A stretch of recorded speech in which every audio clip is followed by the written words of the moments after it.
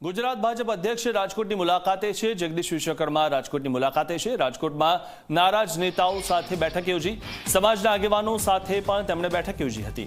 જગદીશ વિશ્વકર્મા જ્યોતિન્દ્ર મહેતાના ઘરે પહોંચ્યા। નારાજ ન થાય તે માટે પ્રદેશ અધ્યક્ષ પહોંચ્યા છે। જ્યોતિન્દ્ર મહેતાના દીકરા રાહુલ મહેતાએ ટિકિટ માંગી હતી। જ્યોતિન્દ્ર મહેતાના ઘરે પ્રદેશ અધ્યક્ષે બેઠક યોજી છે। બેઠકમાં શહેર ભાજપ પ્રમુખ માધવ દવે પણ હાજર રહ્યા છે।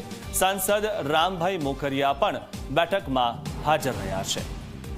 તો જે નારાજગી છે તે હવે દૂર કરવાનો પ્રયત્ન થઈ રહ્યો છે, કારણ કે મેન્ડેટ અપાઈ ગયું છે, ટિકિટો અપાઈ ગઈ છે, પરંતુ ટિકિટો અપાયા બાદ જે કાર્યકર્તાઓ નારાજ છે તેમની નારાજગી દૂર કરવાનો પ્રયત્ન થઈ રહ્યો છે। આ વિશે વધુ માહિતી મેળવી અમારા સંવાદદાતા ગૌરવ દવે પાસેથી। ગૌરવ, ટિકિટો અપાઈ ગઈ છે, મેન્ડેટ અપાઈ ગયેલું છે, પરંતુ હવે જે લોકો નારાજ છે તેમની નારાજગી દૂર કરવાના પ્રયત્નો થઈ રહ્યા છે, શું વધુ માહિતી? ચોક્કસ જ મિથુન, ભાજપના પ્રદેશ અધ્યક્ષ જગદીશ વિશ્વકર્મા સવારથી જ રાજકોટની અંદર છે ને તેઓ જે નારાજ કાર્યકર્તાઓ છે તેમને મનાવવાના પ્રયાસ છે તે કરી રહ્યા છે।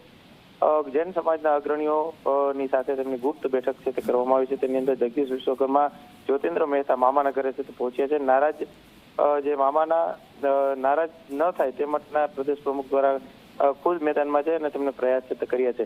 જ્યોતિન્દ્ર મહેતાના દીકરા રાહુલ મહેતા છે તેમને ટિકિટ માંગી હતી ને જૈન સમાજમાં માત્ર એક જ ટિકિટ છે તે આપવામાં આવી છે ને તેને કારણે આ બેઠક છે તે કરવાની વારો છે તે આવ્યો છે। રાજકોટ શહેર ભાજપના પ્રમુખ માધવ દવે, સાંસદ રામ મોખરિયા સહિતના લોકો બેઠકની અંદર ઉપસ્થિત છે તે રહ્યા છે। જ્યોતિષ એએનસીના માલિક પરાક્રમસિંહ જાડેજા પણ બેઠકની અંદર ઉપસ્થિત રહ્યા હતા। 72 ઉમેદવારમાંથી માત્ર એકને જ જૈન સમાજમાંથી ટિકિટ છે તે આપવામાં આવી છે અને તેની અંદર જૈન સમાજ છે તે ખૂબ જ નારાજ છે તે થયો છે।